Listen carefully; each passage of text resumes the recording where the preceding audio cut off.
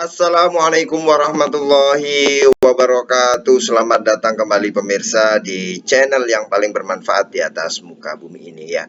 Di harlah 100 tahun, satu abad Nahdlatul Ulama ini ya, memang seru ya. Banyak agenda-agenda, banyak apa namanya, kegiatan-kegiatan, ada istighosa, ada kirab, ada porseni, ada konser, ada macam-macam ya.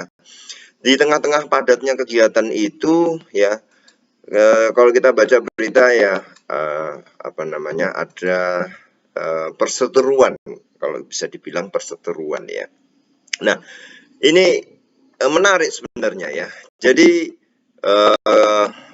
NU punya Mars satu abad NU, yaitu yang digubah oleh Gusmus ya. Nah, kemudian Mars satu abad NU itu ya dipakai di acara Sarasehan Nasional satu abad NU ya, yang digelar oleh PKB.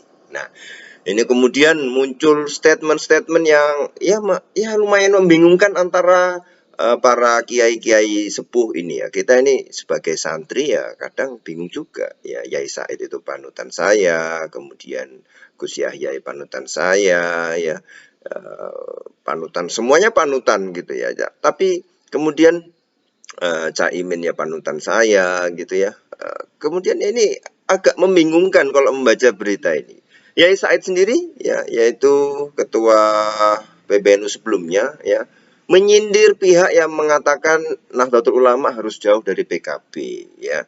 Saya heran kalau ada orang yang katakan NU harus jauh dari PKB. Nggak mungkin itu melupakan sejarah, kata beliau saat pidato di Sarasian Nasional satu abad NU yang digelar DPP PKB.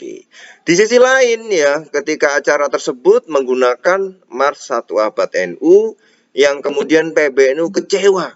PKB catut Mars satu abad NU, yang kemudian mengatakan jangan jadi penumpang gelap.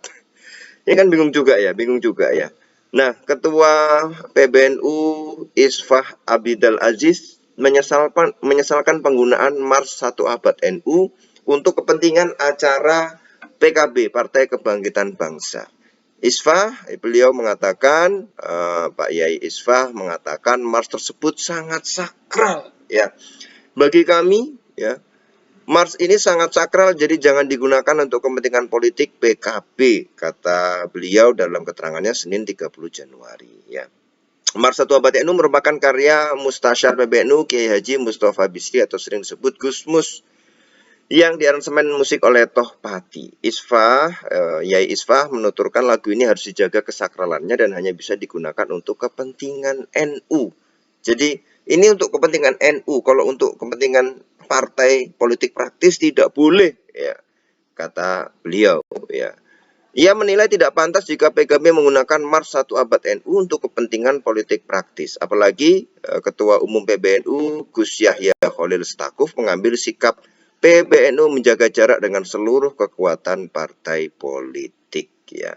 Maka tidak boleh ada satu partai pun yang membawa NU dalam kepentingan politik praktis ya. Nanti jadi misalnya partai lain, misalnya Golkar itu apa ya, syukuran satu abad NU nggak boleh pakai Mars satu abad NU, Nasdem juga nggak boleh, yang lain-lain juga nggak boleh. Ini hanya untuk kepentingan digunakan di acara-acara NU, tidak boleh untuk di acara yang sifat kepartaian atau politik praktis ya. Oke, kita lihat ya bahwa yang dari PKB ya, termasuk Yai Said ya, ketua PBNU sebelumnya, condong ke PKB yang mengatakan bahwa NU dan PKB tidak bisa dipisahkan. Ini sejarahnya seperti itu. Yang dari kubu PBNU sendiri ya, ini mengatakan bahwa PBNU menjaga jarak, menjauhi ya dari semua partai politik ya. Meskipun kita tahu bahwa di dalam pengurus PBNU banyak juga orang-orang politik, tapi ya itu sikap yang diambil oleh PBNU adalah ketika pengurus itu masuk dalam PBNU ya dia atas nama pribadi, bukan atas nama partai politik ya. Jadi kalau kita lihat susunan pengurusnya itu banyak atau ada yang memang masih aktif di partai-partai, itu dia ketika pengurus berarti masih mengatas nama individual ya. Nah, makanya secara kelembagaan PBNU menjaga jarak dari seluruh partai politik ya, seperti itu. Nah, ini ketika Mars 1 Abad NU dipakai PKB, PBNU kecewa. Ini jangan, ini sakral ya. Tetapi di sisi lain PKB beranggapan lo NU sama PKB ini tidak bisa dipisahkan. Jadi kalau PKB buat acara, kemudian Mars 1 Abad NU dinyanyikan di situ, itu ya wajar saja ya. Dua perbedaan pendapat ini tentu membingungkan bagi yang masih awam ya, masih awam seperti saya ini, saya awam. Jadi saya masih ingat betul kata-kata senior saya ya. Ingat kalau ada 2 kereta api tabrakan, tukang becak nggak usah ikut-ikut. Menarik ya. Jadi kita ini tukang becak ya, ini nggak usah ikut-ikut, biar yang di atas sana. Tapi saya kemudian melihat berbagai apa ya, kancah-kancah keorganisasian, kelembagaan. Ya memang NU ya biasa seperti itu biasa. Jadi jangan diambil hati. Kita juga tidak bisa mengatakan bahwa seorang kiai hanya harus fokus di dalam apa namanya keilmuan, tidak berpolitik. Ya enggak juga, kita tahu sosok almarhum ya, Kiai Haji Mbah Mun, ya beliau juga berpolitik gitu kan. Tapi beliau adalah seorang yang sangat-sangat dalam ilmunya. Maka ketika Yai Said juga kemudian berpolitik, ya ilmu beliau sangat luas, kemudian hadir di acara PKB, ya sebenarnya enggak masalah. Tapi kita juga menghormati ada para yai, misalnya Gus Yahya yang sebagai komando PBNU saat ini ya memberi satu komando bahwa PBNU saat ini tidak mau berpolitik praktis, misalnya menjaga jarak dari semua politik praktis. Ya itu juga bagus gitu ya. Karena sendiri kita lihat NU perjalanannya pernah menjadi partai politik ya, kemudian di tahun 80-an kembali ke khitoh karena ketika banyak yang ngurusi politik, lembaga-lembaga pendidikan, lembaga-lembaga lain itu banyak yang terbengkalai karena fokus di politik. Akhirnya kembali ke khitoh, NU kemudian kembali NU-nya sendiri kemudian menggalakkan ya pondok pesantren dan lembaga-lembaga itu dihidupkan kembali ya. Alhamdulillah sekarang sudah banyak, bahkan universitas-universitas ya, yang aliran atau konsepnya adalah swaja NU itu banyak sekali bermunculan, atas nama NU juga banyak sekali bermunculan. Yang ini patut disyukuri, kelembagaan di dalam NU sendiri ini banyak kan, itu hidup ya, sekolah-sekolah atas nama NU hidup ya, itu alhamdulillah. Nah makanya kemudian di era reformasi NU kalau ada hasrat politiknya teman-teman NU ini harus ditampung, maka dibuatlah PKB ya, itu ya. PKB juga ada partai apa dulu tapi nggak lolos ya, ini yang lolos PKB sampai sekarang. Nah ini kalau mau berhasrat berpolitik ya masuknya ke PKB, tapi jangan di NU ya.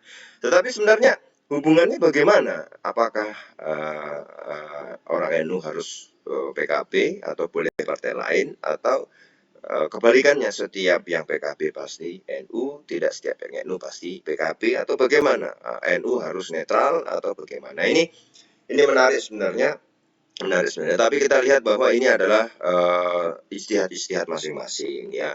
Jadi kalau di kubu yang menilai bahwa NU dan PKB tidak bisa dipisahkan, ya itu ijtihad mereka. Itu kalau benar dapat 2 pahala, kalau salah dapat 1 pahala. Sedangkan PBNU yang sekarang menjaga jarak dari setiap partai politik praktis ya, itu juga ijtihad ya, kalau benar dapat 2, kalau salah dapat 1. Ya itu semuanya kalau kita lihat ya bisa jadi benar semuanya ya. Cuma kalau warga-warga yang awam kayak ini harus disadarkan ya dengan perenungan-perenungan yang dalam lah, agar itu bisa disikapi dengan senyum ya. Kalau cuma dipikir saja, wah ini kok gini, wah stres sendiri, para kiai kok kayak gini, wah ini akhirnya malah nggak PKB-PKB-an, nggak NU-NU-an, biasanya kayak gitu.